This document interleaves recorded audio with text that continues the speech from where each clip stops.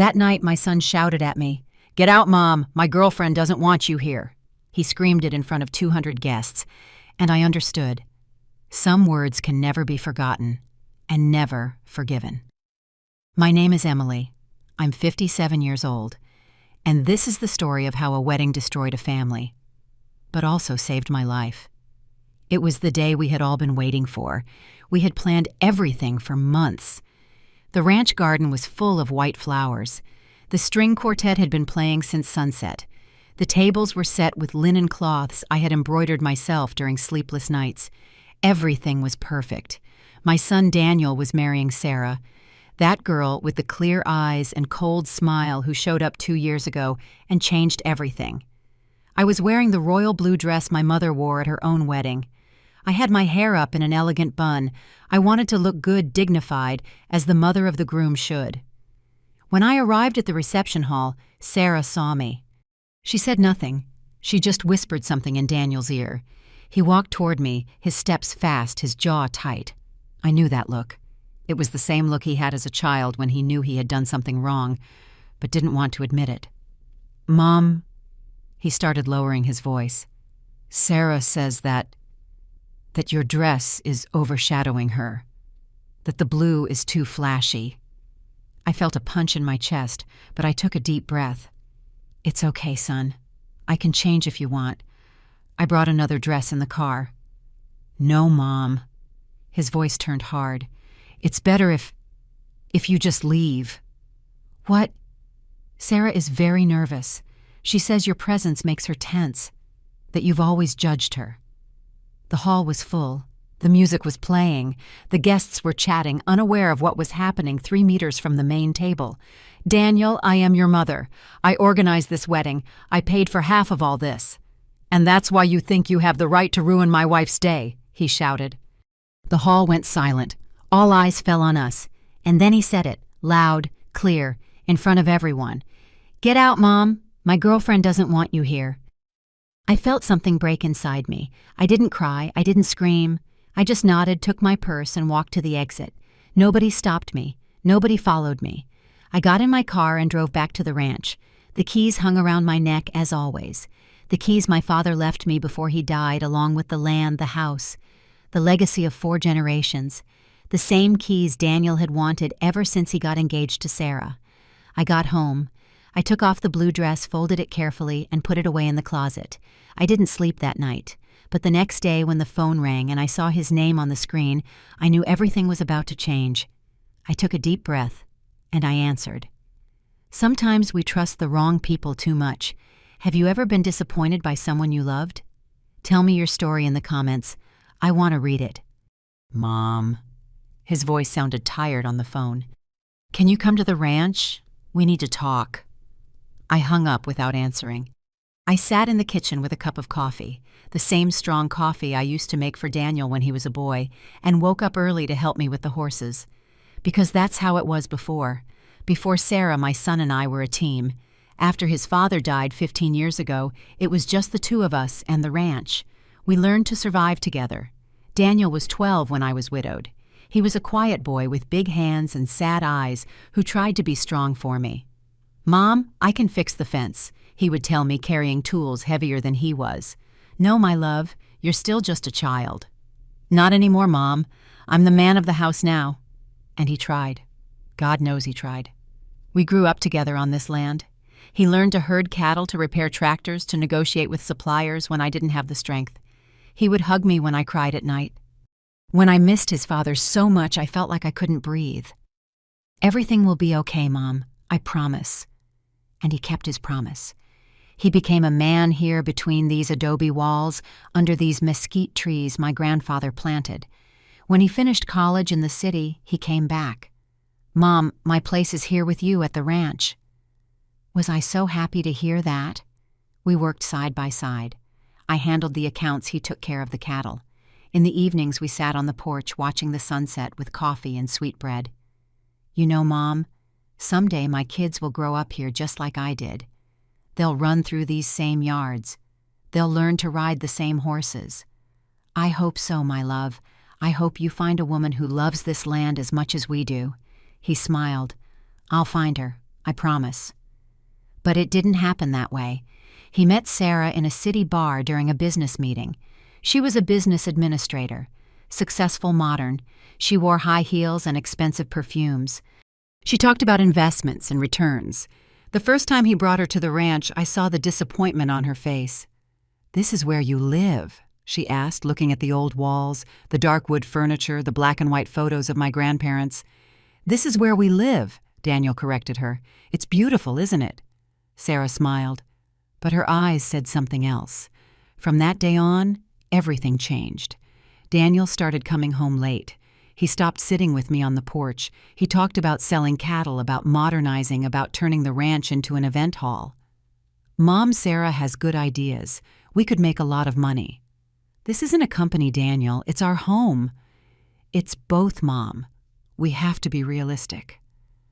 That word, realistic. He had never used it before. The keys to the ranch hung from my neck, the same ones my father gave me before he died with tears in his eyes. "Emily, this land is your inheritance. Don't let anyone take it from you. Not even your son." At the time, I didn't understand why he said it. Now I did.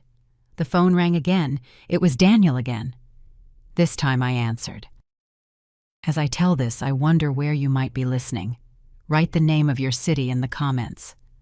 "Mom, please. I need the keys to the ranch." His voice was different, colder, like he was reading a script someone else had written for him.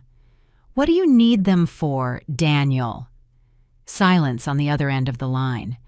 I heard voices in the background. A woman's voice. Sarah. "Sarah and I want to make some changes.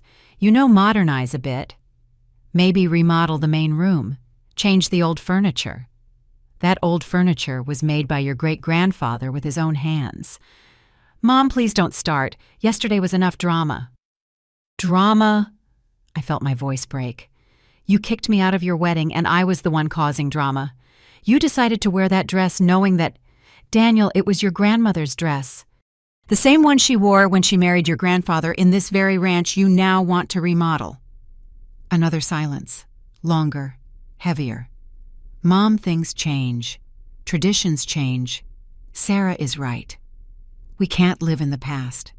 Sarah is right." Those 3 words that had begun to define my son since he met her. "When are you coming home?" I asked, trying to change the subject.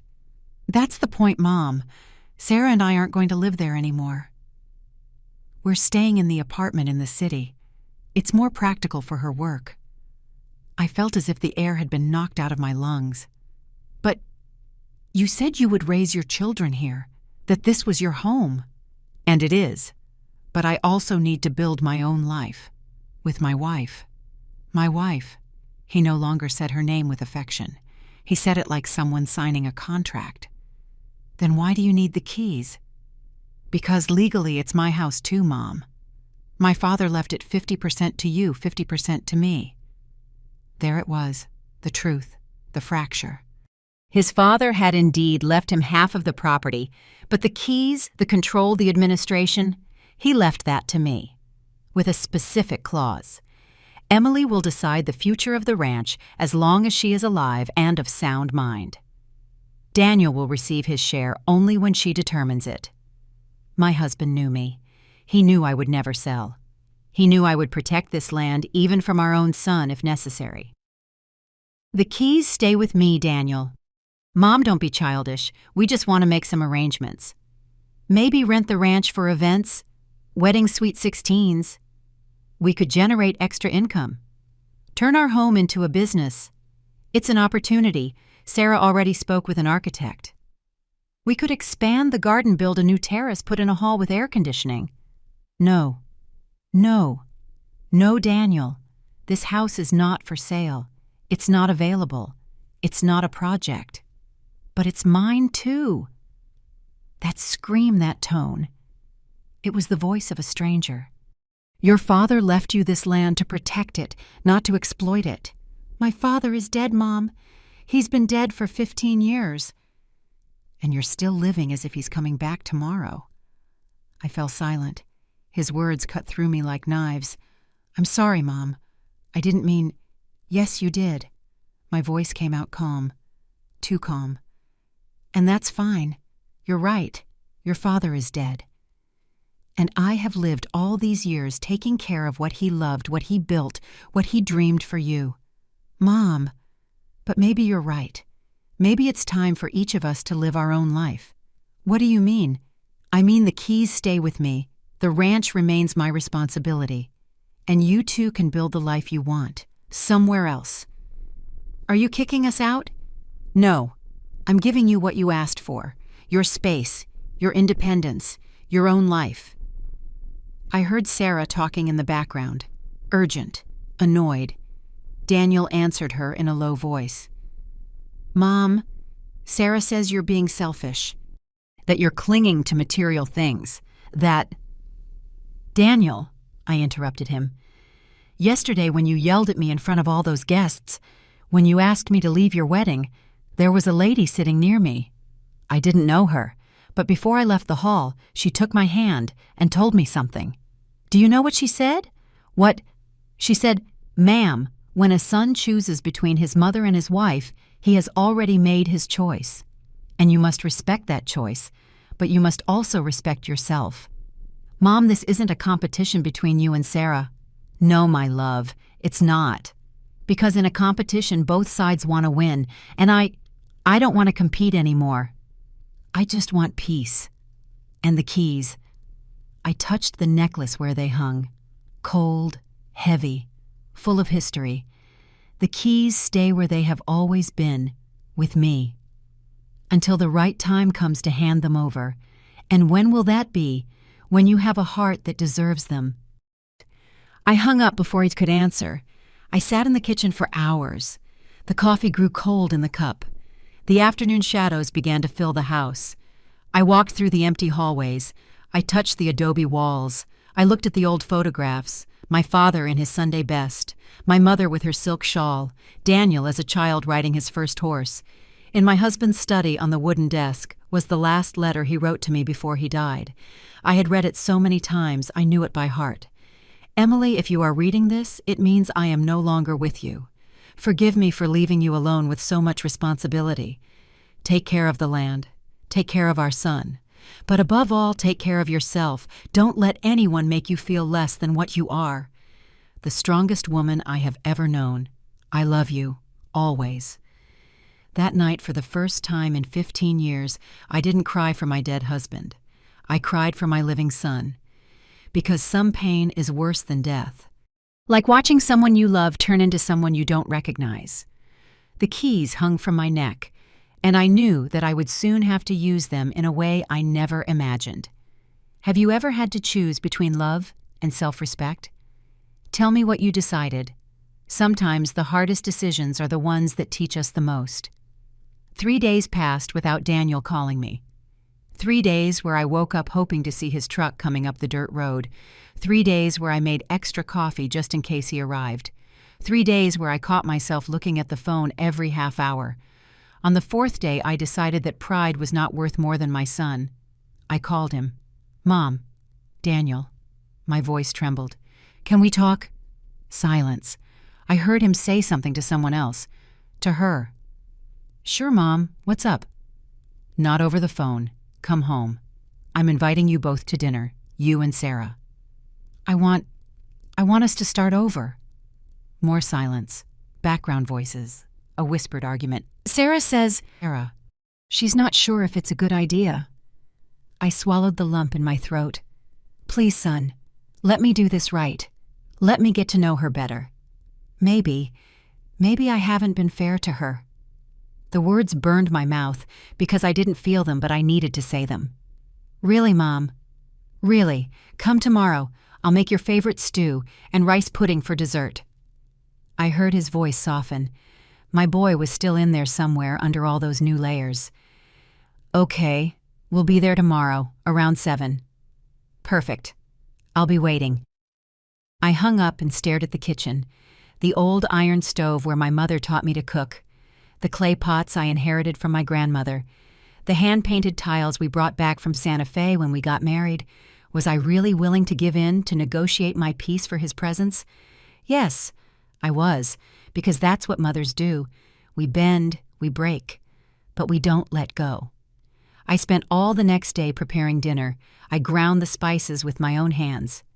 I slow-cooked the chicken. I set the dining room table with the embroidered cloth, the beeswax candles, the talavera dishes we only used on special occasions. I put on a simple dress, beige discreet, nothing that could steal the spotlight from anyone. I tied my hair back. I put on the pearl earrings my husband gave me for our 10th anniversary. The keys hung from my neck, hidden under the dress. At 7:15 they arrived. When I saw Daniel's truck park in front of the house, my heart sped up like I was a little girl waiting for her father. How pathetic, I thought. But I couldn't help it. I went out to greet them. Daniel got out first. He wore a white shirt, dark jeans, his hair combed with gel. He looked handsome. He looked different, like an actor playing the part of my son. Sarah got out next. A tight, wine-colored dress, high heels straight and perfect hair, flawless makeup. She carried a designer bag on one arm and her phone in her hand. "Good evening, Emily," she said with a smile that didn't reach her eyes. "Sarah, I'm so glad you both came. Please come in." Daniel gave me a kiss on the cheek. It was quick, forced. "Smells good, Mom. It's your favorite, chicken stew." They entered the house. Sarah looked around with that expression I already knew. Evaluation, as if she were calculating how much every piece of furniture, every painting, every piece of history was worth.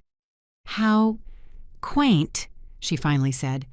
"The house is 120 years old," I explained, closing the door. "My great-grandfather built it when he bought this land."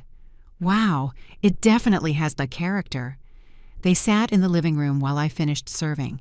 From the kitchen, I heard them talking in low voices, nervous laughter, uncomfortable silences. When I returned with a pitcher of sweet tea, Sarah was taking pictures of the living room with her phone. "Do you like the decor?" I asked, trying to sound friendly. "Oh, yes, yes. It's very authentic." "I was just taking some pictures to send to my cousin. She loves the vintage style." Vintage? As if my life were a Pinterest trend. "Dinner is ready. Come to the dining room." We sat at the long wooden table, Daniel in his usual spot to my right, Sarah across from him. I served the plates carefully, making sure everything looked perfect. "Enjoy," I said, sitting down. Daniel tried the stew. He closed his eyes. "God, Mom, nobody makes stew like you." I smiled. For the first time in days, something felt normal. "I'm glad you like it, my love." Sarah took a small bite. She chewed slowly. She put her fork down on the plate. "It's good, though I can't eat much spice. It upsets my stomach." "It's not that spicy," I said. "But I can get you something else if—" No, it's fine. I'll eat what I can." Silence. The wall clock ticked off each second, a sound I had never noticed so clearly before.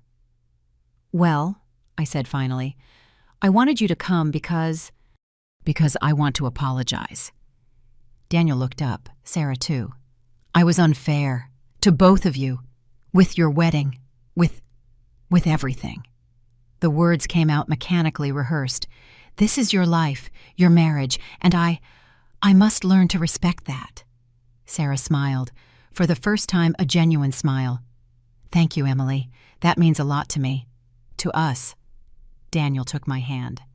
"Mom, I went too far too. I shouldn't have yelled at you, especially not in front of everyone." "It's in the past, son. The important thing is to move forward." "Exactly," Sarah chimed in. "Move forward. New beginnings."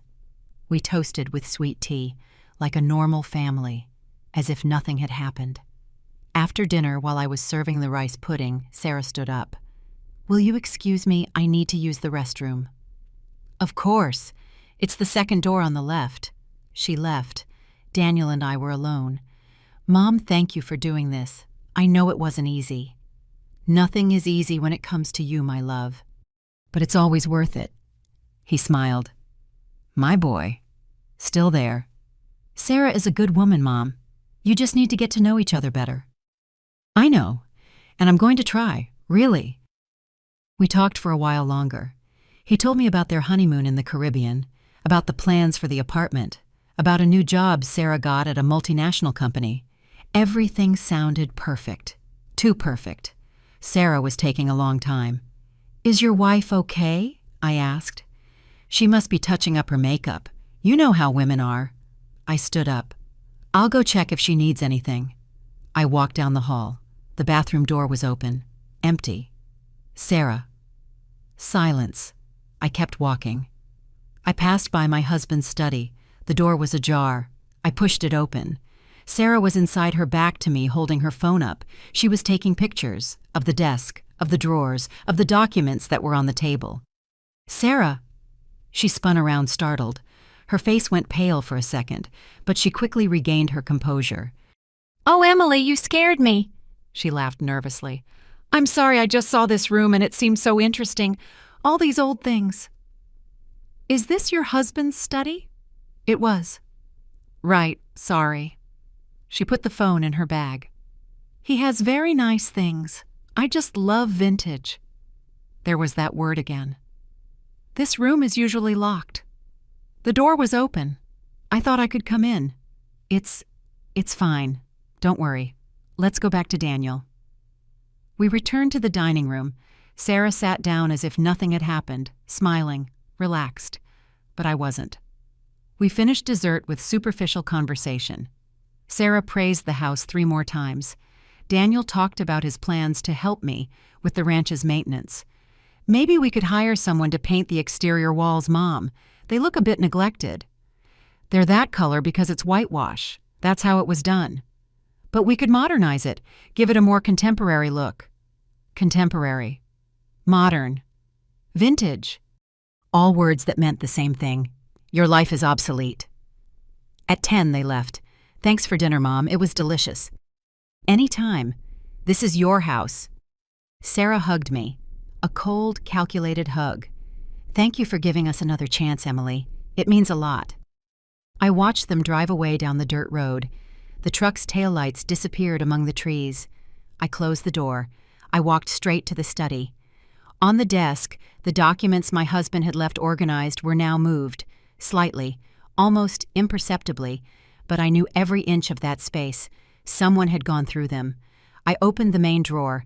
The property deeds were there, the will, the land titles, everything in order, but something was missing. The yellow envelope. The envelope where my husband kept an important letter. A letter he made me promise I would only open if someone ever tried to take the ranch from me. I searched all the drawers, the shelves, behind the books. It was gone. A chill ran down my spine. I touched the keys hanging from my neck, and for the first time I understood that I wasn't being paranoid. I was being watched. I was being studied. I was being measured to see how much longer I was going to be an obstacle in someone else's plans. I didn't sleep that night. I sat in the study with the lights off looking out the window, and I wondered how much time I had before they tried to take everything. As I tell this, I wonder where you might be listening. Write the name of your city in the comments. The next morning, I decided to search the whole house for the yellow envelope. I checked every closet, every box in the attic, every corner where my husband might have hidden it. Nothing. I was about to give up when the doorbell rang. It was Mr. Lawson, our family lawyer, a man of 70 with a white mustache and a flawless suit that always smelled of pipe tobacco and Old Spice. "Mrs. Emily, good morning. May I come in?" "Mr. Lawson? What a surprise. Of course, come in." We went into the living room. I served him coffee. He sat down with that seriousness lawyers have when the news isn't good. "Emily, I'm here because I received a very strange call yesterday." "Strange?" "From your daughter-in-law, Sarah." I felt my stomach churn. "Sarah called you?" "Yes. She told me that you had asked her to contact me, that you wanted to review your husband's will, that there were doubts about the property distribution." "I never asked her to do that." Mr. Lawson nodded slowly. "I imagined as much. That's why I came." "Emily, that young woman asked me some very specific questions. She wanted to know if Daniel's 50% was transferable, if he could sell his share without your consent, if there was any clause that gave you absolute power over the ranch. And what did you tell her? I told her that information is confidential, that I can only discuss it with you or with your son in your presence. She got quite upset. He took a sip of coffee. Emily, is something going on that I should know about? I told him everything. The wedding, the shouting, the dinner, the photos in the study, the missing envelope. Mr. Lawson listened in silence, his brow furrowed. This envelope you mention, was it the one containing your husband's letter? Yes. Do you know what it said? I know your husband asked me to draft a document years ago, shortly before he died, but he never told me what it contained. He only asked me to certify his signature and keep it in a sealed yellow envelope. Do you have a copy? No, your husband was very clear, only one original in your hands. He told me it was a protection, an insurance policy. Against what? Mr. Lawson looked at me with those tired eyes that have seen too many family tragedies. Against this, I suppose. Against the day someone tried to take what is yours. He left half an hour later, but not before warning me. Emily, be careful. I've seen cases like this. When there's money and property involved, people change, even family. Daniel isn't like that. Daniel maybe not, but Sarah... I didn't answer, because I had no answer. That afternoon, I received a text from Daniel. Mom, Sarah wants to invite you to lunch tomorrow, just the two of you, to get to know each other better. What do you say? Something in my gut told me not to go, but something stronger told me I needed to know what was happening. Of course. What time? 2:00 at the Hacienda restaurant. Ironic, wasn't it? I'll be there. The next day, I dressed carefully. Black pants, white blouse, a simple blazer. The keys under my blouse, as always. I arrived at the restaurant 5 minutes early. Sarah was already there, sitting at a table by the window, phone in hand, a glass of white wine in front of her. She looked relaxed, confident, like a chess player who already knows how the game will end. Emily, how punctual. Please sit down. I sat.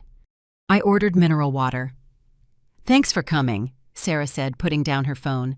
I know things between us started badly, and I want to fix that. Me too. Good. Because look, Emily, I am not your enemy. I know you think I came to take your son, but that's not it.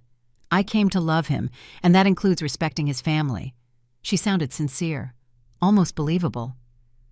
I'm glad to hear that. And that's why I want to be honest with you. She leaned forward. Daniel is stressed, very stressed. He feels trapped between you and me, and that's not fair to him. I have never asked him to choose. I know, but he feels he has to, especially with the issue of the ranch. There it was, the real reason for the lunch. The issue of the ranch. Emily, we both know that property is huge, beautiful, full of potential, but it's also a burden. It costs money, time, and energy to maintain. Daniel tells me you do everything alone, that you don't accept help, that you're clinging to something that might be too much for you now. I took a deep breath, counted to 5. The ranch is my home, not a burden. Of course it's your home. No one is saying otherwise, but think about it. You, alone in that huge house, without Daniel, without anyone. Wouldn't it be easier to sell or rent or do something productive with it? Something productive like what? Like a boutique hotel or an event venue. I have contacts in the industry. We could do something incredible, modern, profitable. You would receive profits without having to worry about maintenance. And who would manage it? Sarah smiled. Well, I have experience in administration. We could form a partnership. You put up the property, we put in the work. Shared profits. And the keys? Sorry, the keys. Who would have them? Her smile faltered for a second. Well, obviously we would need full access to do the remodeling, to show the place to potential clients. So you would live there. Not necessarily live there, but we would need full use of the property. It's the only way the business would work. I took a slow sip of water, feeling every piece of the puzzle fall into place. And where would I live? Wherever you want. You could buy an apartment in the city, something more comfortable without stairs, without so much work.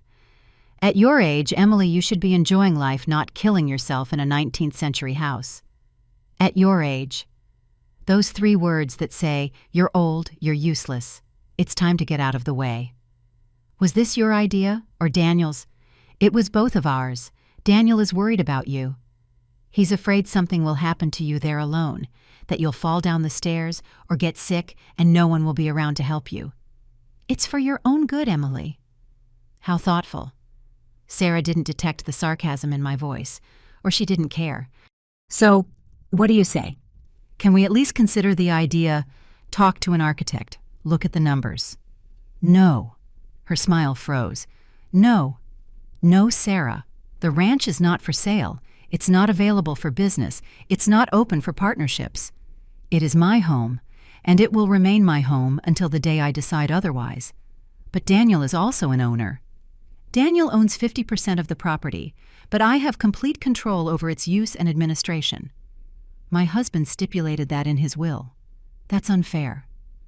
"No, it's protection." Sarah put her glass down harder than necessary. "Emily, I don't want to sound rude, but you are being selfish.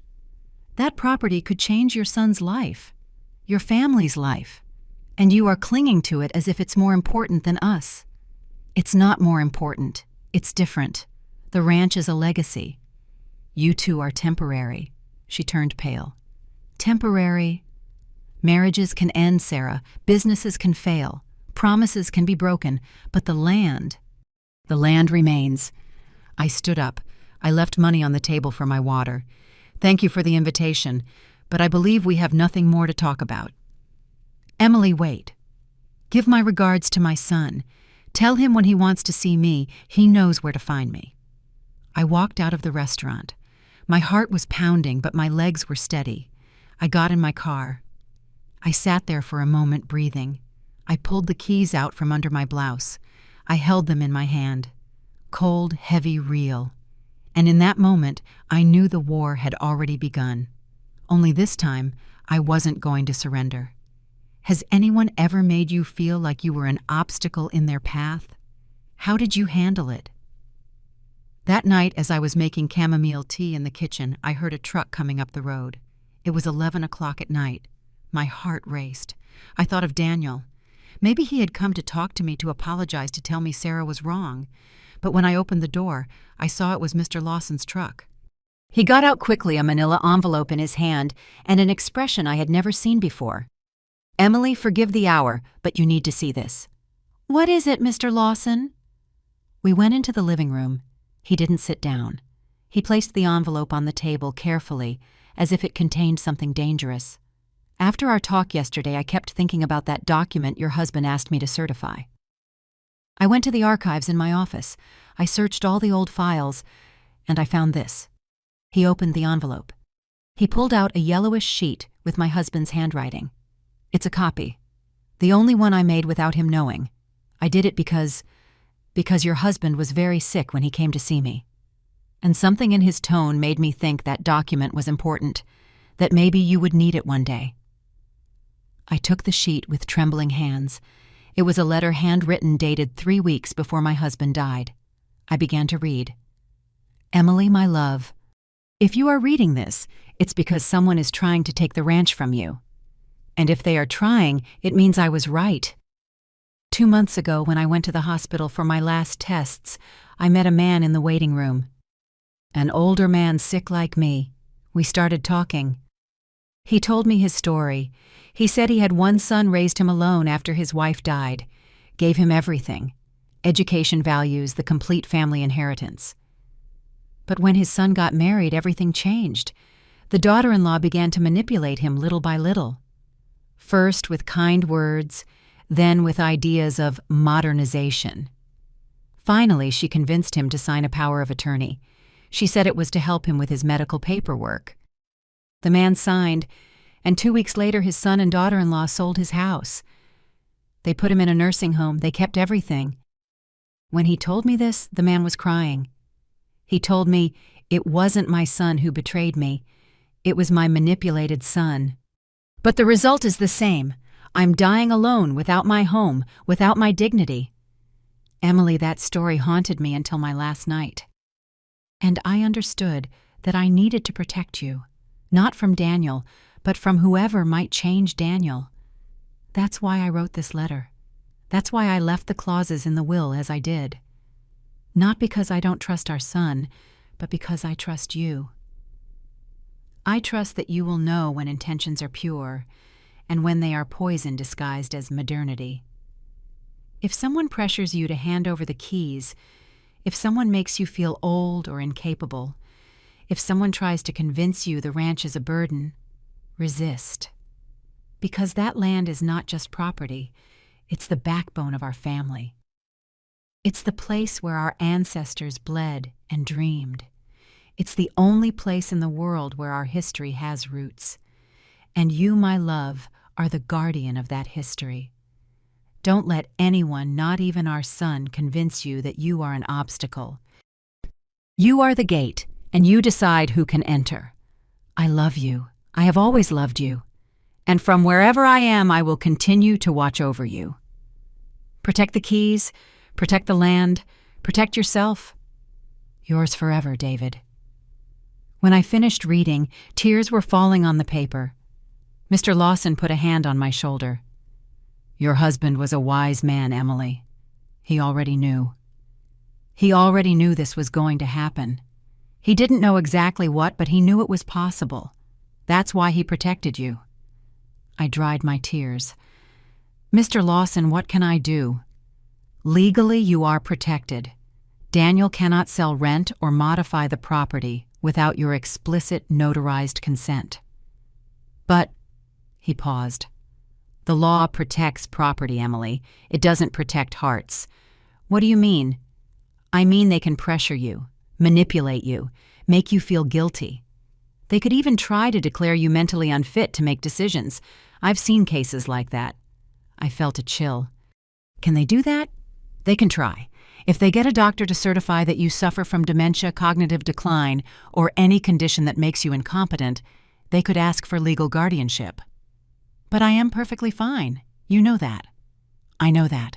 But in the hands of the right lawyers, with the right doctors. He didn't finish the sentence. He didn't need to. What should I do? First, keep this letter somewhere safe, in a bank, with someone you trust, not in the house. Second, go to your doctor, get a full exam, physical and mental. Get it in writing that you are in full command of your faculties. Third, he looked at me sadly. Prepare for the worst. The worst. For Daniel to take his wife's side, completely. He would never... Emily, I've been a family lawyer for 40 years, and I can tell you something I've learned. When a man has to choose between his mother and his bed, he almost always chooses the bed. The words hurt me like a physical blow. But I knew he was right. Mr. Lawson left at midnight. I was left alone in the living room with my husband's letter in my hands. I read it 3 more times. Each time his voice became clearer in my mind. You are the guardian of that history. Don't let anyone convince you that you are an obstacle. You are the gate. I stood up. I walked to the study. I opened the safe, hidden behind the painting of my father. I put the letter inside along with the original deeds to the property. I locked the door. I touched the keys hanging from my neck, and I made a decision. If they wanted a fight, they were going to get one. But not with yelling, not with drama, not with scenes, with silence, with patience, with the same quiet strength my husband taught me when we cared for this land together. At 7 the next morning, I called my doctor. I requested an urgent appointment for every possible exam. At 8, I called the bank. I made an appointment to open a safe deposit box. At 9, my phone rang. It was Daniel. Mom. Good morning, son. Sarah told me what happened yesterday, that you were rude to her, that you insulted her. I didn't insult anyone. I just made it clear that the ranch is not for sale. Nobody said it was for sale. We just wanted to propose an idea, a family business. Daniel, do you really think I need a business at my age? Do you really think I want to turn the home where I raised you into a hotel? It's not just you who decides, Mom. I'm an owner too. Of the property, not the legacy. That doesn't make sense. Maybe not to you, but to me it does. Silence. Heavy breathing. Sarah says you're being selfish, that you're clinging to the past, that you need help. Help. Yes, Mom, professional help. Maybe you should talk to someone. A therapist or a doctor to help you let go. There it was, what Mr. Lawson had warned me about. Professional help. Doctor. Mental incompetence. Daniel, do you really think I'm crazy? No, Mom, but I think you're lonely, that you've gotten trapped in that house with ghosts and memories, and that's not healthy. I am perfectly healthy. Then prove it. Come live with us for a while. Leave the ranch. Get out of there. And the keys, leave the keys with us for security, so no one enters while you're gone. I closed my eyes. I took a deep breath. I counted to 10. No, Daniel. No. I am not leaving my home. I am not leaving the keys, and I am not going to discuss this with you anymore. Then I don't know what else to do, Mom. Really. I don't know how to help you anymore. I don't need your help, son. I need your respect. I can't respect a decision that is hurting you. The only decision that is hurting me is yours. Choosing a woman you barely know over the mother who raised you. There you go. It's always the same with you. Either I'm with you or I'm against you. No, Daniel. Either you're with me, or you're with someone who wants to take everything I have. He hung up. The silence after the call was worse than the shouting. I sat in the kitchen for hours. I didn't cry. I had no tears left for this. I just felt a deep emptiness, like when my husband died, like when I understood I was alone in the world. But this time was different. This time I wasn't a widow. I was orphaned of my son. And that hurt in a way I never imagined possible. That afternoon I went to the bank. I opened the safe deposit box. I put copies of all the important documents inside. Deeds, the will, my husband's letter.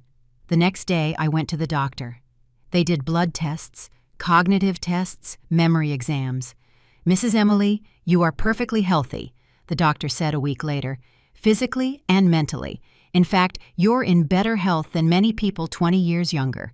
Can you give me that in writing? Of course. I filed the medical certificate with the other documents, and I waited. Because I knew this wasn't over.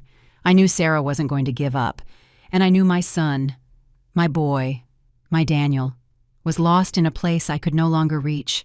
The keys hung from my neck, and for the first time in my life, I felt their weight wasn't protection. It was loneliness.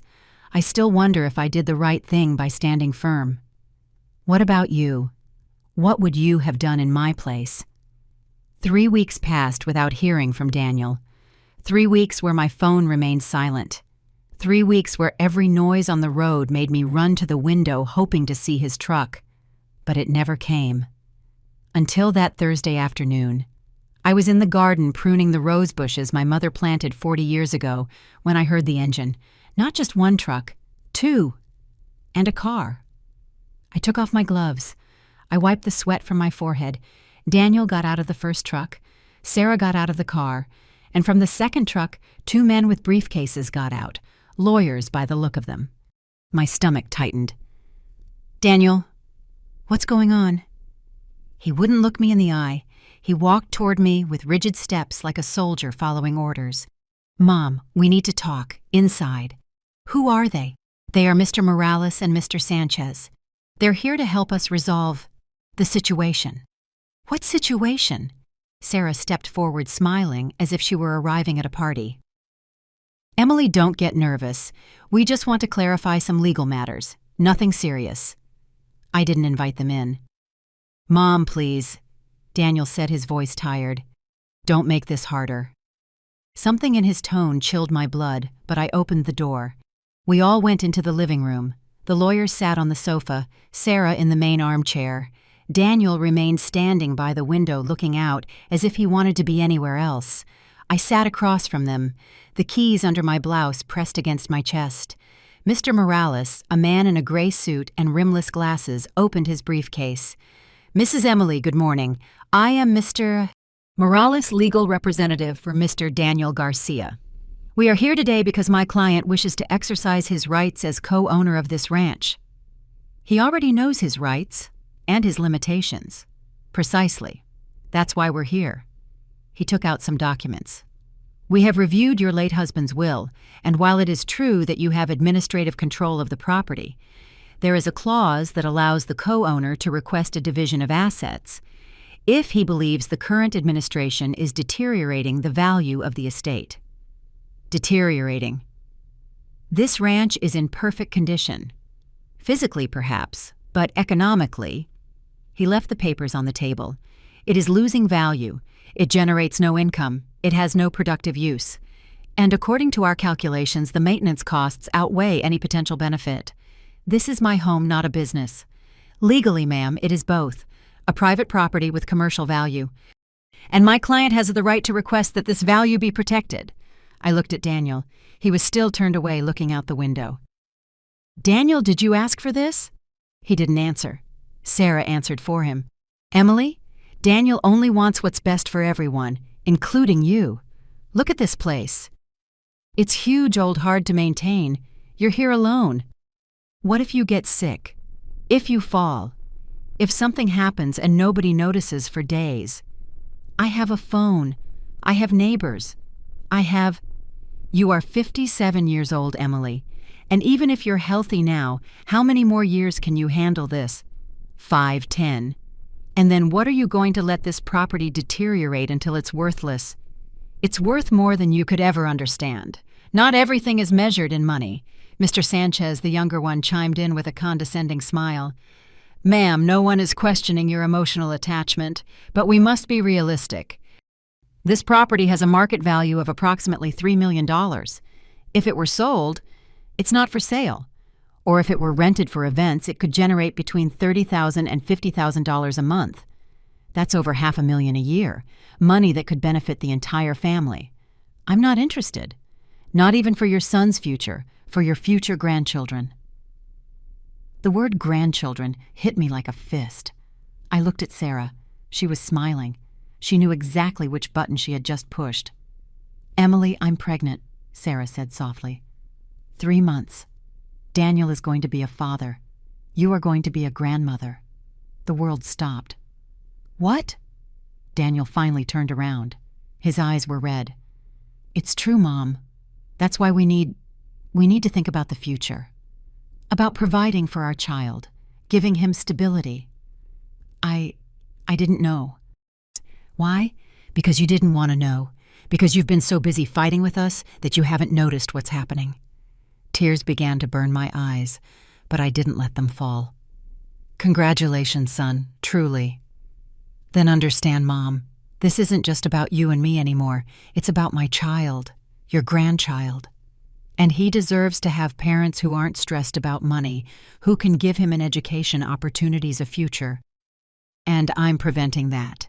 You're not preventing it. You're just making things harder than they need to be. Mr. Morales spoke again. Mrs. Emily, my client is willing to reach an agreement. We don't want to go to court. We don't want to make this ugly. But if you do not cooperate, we will have to petition a judge for a forced division of assets. And in that process, many things may come to light, things you might not want to be made public. What things?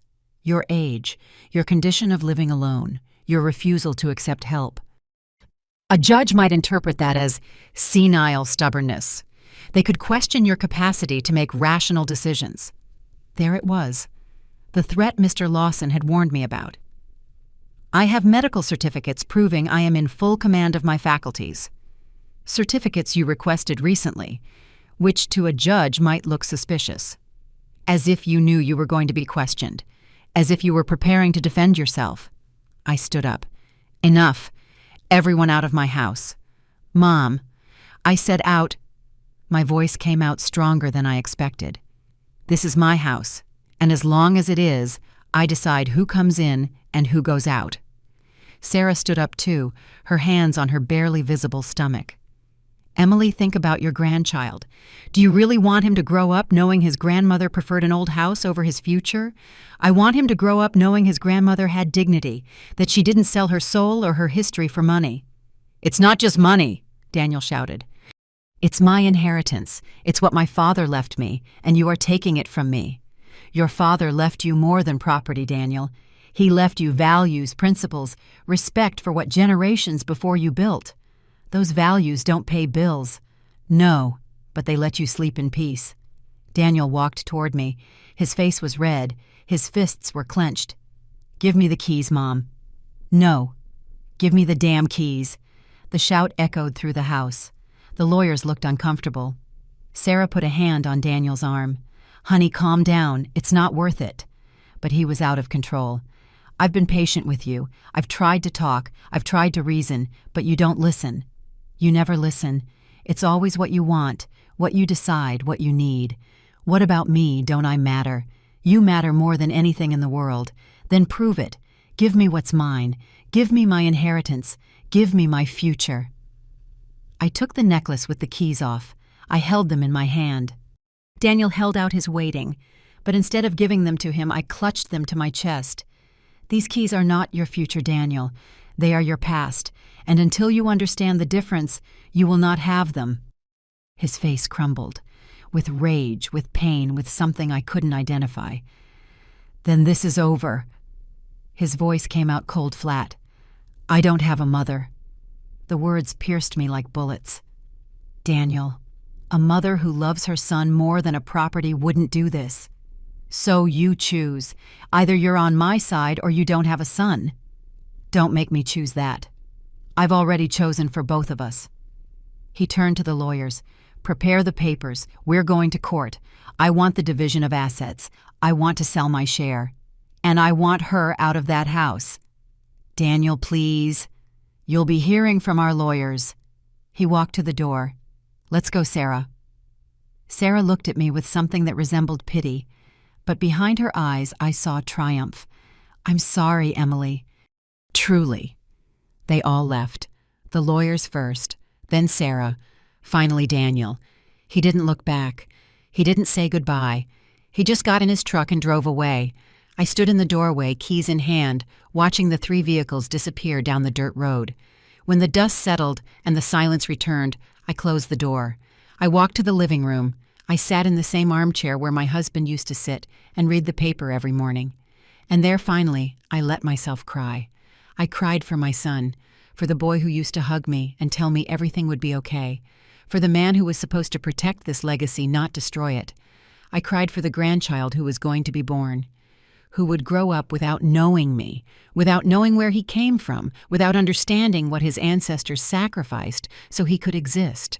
I cried for my husband, for not being here to help me, for leaving me alone with this heavy burden.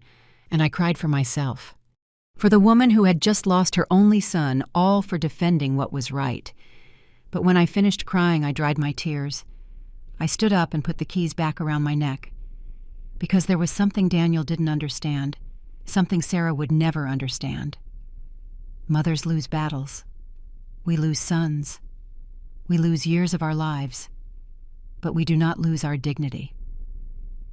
And that night alone in that huge house surrounded by silence and memories, I understood something. Sometimes the greatest love you can give is to let go, even if it shatters you, even if it kills you, even if it leaves you all alone. Because children are not property, but dignity is, and I had chosen mine. Have you ever had to let go of someone you love to save yourself? That night, I learned that sometimes love is also saying no. 2 months later, I received the papers from the court, a lawsuit for division of assets, a request for a forced sale. Arguments about deficient administration and patrimonial deterioration. Mr. Lawson reviewed them with me in the kitchen. "Emily, this is going to be long, maybe years, and expensive. Can we win?" "Legally, yes, the will is clear, but emotionally..." He looked at me sadly. "We've already lost." He was right. That night I didn't sleep. I sat on the porch watching the stars, listening to the silence of the land. And then I knew what I had to do. The next morning I called Mr. Lawson. "I want to make a new will." "Are you sure?" "Completely." I went to his office. I dictated my last wishes with a firm voice. "I, Emily Martinez, widow of Garcia, being of sound mind, declare the following." The San David Ranch will remain under my administration as long as I live. Upon my death, the entire property will pass into a family trust which cannot be sold, divided, or modified for 50 years. My son Daniel will receive 50% of the profits generated by the property if it is rented for cultural, educational, or historical events, never for private commercial purposes. The other 50% will be managed by a foundation that protects historic ranches in this state. If my son attempts to contest this will or sell his share, he will lose all his rights and his percentage will pass entirely to the foundation. The keys to the ranch will be given to the director of the foundation. This is my will, and it is irrevocable. Mr. Lawson looked at me for a long time. Emily, do you know what this means? It means no one will win this war. Not him, not me. But the land will. I signed the documents, had them notarized, sealed them, and went home in peace for the first time in months. 2 weeks later, Daniel found out. I don't know how. Maybe Mr. Lawson told him. Maybe it was town gossip. He called me at midnight, drunk, crying. How could you do this to me, Mom? How could you take away my inheritance? I didn't take it, Daniel. I protected it. From me. You're a selfish monster. No, my love. I'm a mother who loved you too much to let you destroy what your father built. He hung up. And he didn't call again. The months passed. The lawsuit dragged on. I kept living at the ranch, tending the roses, feeding the chickens, watching the sunsets. Alone, but at peace. Because I understood something my husband always knew. You don't defend the land with shouts. It defends itself. With time, with patience, with the silent justice that only nature knows how to give. And I just had to wait. The keys hung from my neck. They weren't heavy anymore. They were just keys. And I was free. Sometimes the best revenge isn't revenge. It's protecting what you love and letting time do its job. 2 years passed. 2 years I lived on the ranch, caring for the land, waiting without waiting. The lawsuit had stalled. Daniel's lawyers could do nothing against my new will. It was legal, irrevocable, perfect. Mr. Lawson visited me every month with updates, always the same. They're still trying, but they don't have a case. I would nod, serve coffee, and get on with my life. One afternoon in October, Mr. Lawson arrived with a different look on his face. He wasn't carrying his briefcase, just a worried expression. Emily, there's something you need to know. What happened? Daniel and Sarah separated. The world stopped for a second. When? 3 months ago. The divorce was finalized last week. And the baby? Sarah got full custody. She moved to Dallas to be with her family. Daniel has supervised visits every 2 weeks. I sat down slowly. My legs wouldn't hold me. What happened? Mr. Lawson sighed. What always happens with women like that. When she couldn't get what she wanted from you, she started looking elsewhere. She met a hotel developer. Rich, older, no family. He paused. Daniel caught her with him, in the apartment they shared. I felt a mixture of pain and sadness so deep I didn't know what to say. How is he? Bad, Emily. Very bad. He lost his wife, his son, his job, everything. His job? He quit, or was fired, I'm not sure. But he's living in a cheap motel near the city. Alone. Drinking too much from what I'm told. Tears started falling and I couldn't stop them. And why hasn't he called me? Pride, shame, maybe both. Mr. Lawson left half an hour later. I stayed in the kitchen with the cold coffee and my broken heart. My son was destroyed. Alone. Lost. And I couldn't do anything because he had built this hell with his own hands. 3 weeks later, while I was shopping in town, I saw her. Sarah. She was at an elegant restaurant sitting on the terrace with a man in a suit, gray hair, expensive watch, a shark smile. She was laughing, flirting, glowing, as if nothing had happened, as if she hadn't destroyed my son, as if the baby who was supposedly her reason for taking my ranch didn't even exist. She saw me. Her eyes met mine. For a second her smile faltered, but then she recovered it. She waved at me, as if we were friends. I didn't wave back. I just kept walking, because I understood something in that moment. Sarah never loved Daniel. She never loved the baby. She only loved what they could give her. And when that well dried up, she found another. That night, sitting on the porch, I thought about everything that had happened. I thought about the wedding, the shouting, the threats, the lawyers, the last time I saw my son. And I realized that I didn't win this war. But Sarah didn't win either. Because she got money, yes. She got a new man, yes. But she lost something she will never get back. Peace. Because people like her are never satisfied. They always need more.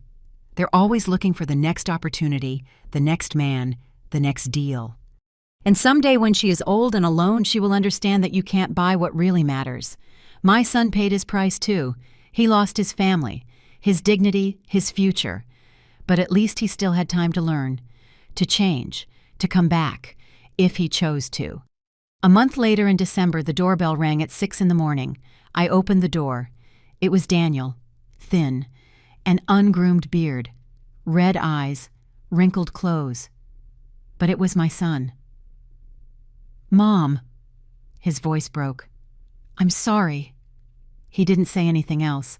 He didn't need to. I hugged him, and he cried like he used to when he was a boy and fell off his bike. He cried for everything he lost, for everything he destroyed, for everything he would never get back.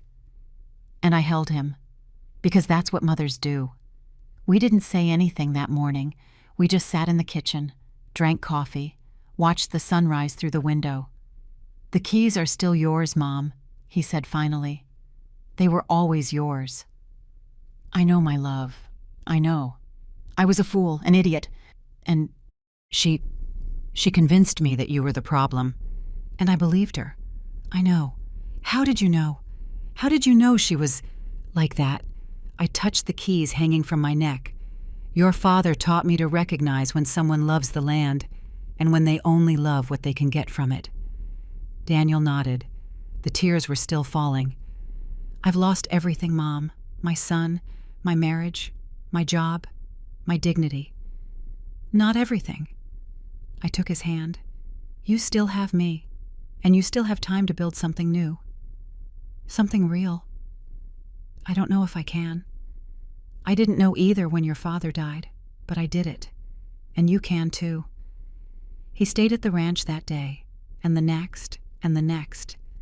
We didn't talk about the lawsuit. We didn't talk about Sarah. We didn't talk about the keys. We just worked together, like before. We repaired fences, fed the animals, watched the sunsets. And slowly, my son started to come back. Not the man who married Sarah, but the boy who once promised to take care of this land. Life always collects its debts. It will collect from Sarah with the loneliness of living without roots, without history, without true love. It collected from Daniel with pain and loss, but it also gave him a chance to learn.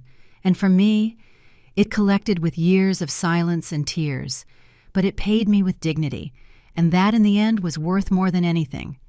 Life always finds a way to put everyone in their place, not with revenge, but with truth. Have you ever seen karma do its work? 5 years have passed since that morning. Daniel knocked on my door, asking for forgiveness. Today I am 62 years old. My son is 38. And my grandson, who I finally met 6 months ago, is 4.5. His name is Robert, after his grandfather. He doesn't live with me. He lives with Sarah in Dallas. But every month when Daniel goes to pick him up for his visits, he brings him to the ranch. And when that little boy runs through these same yards where his father ran, when he climbs the same trees, when he sits with me on the porch to drink hot chocolate, I understand why it was worth it to resist. Daniel lives in town now. He works at a mechanic's shop. He doesn't make much. He lives in a small apartment. But he's sober. He's in therapy. And he's learning to be the man his father wanted him to be. The lawsuit ended 3 years ago. Daniel's lawyers withdrew the suit when he came back. Mr. Lawson helped me modify the will one last time. When I die, the ranch will be Daniel's. Completely. No trusts, no foundations. but only if he proves for 10 consecutive years that he can care for it without selling it, that he understands its value beyond money. If he fails, everything passes to Robert when he turns 25. "Do you think I can do it, Mom?" Daniel asked me when we signed the new documents. "I don't know, my love, but I want to give you the chance to try." Sarah got remarried last year to that hotel developer she met. They live in a modern mansion. They travel the world. They post perfect photos on social media. Sometimes I see those photos, and I wonder if she's happy. I don't think so, because I've learned that happiness doesn't come from having more.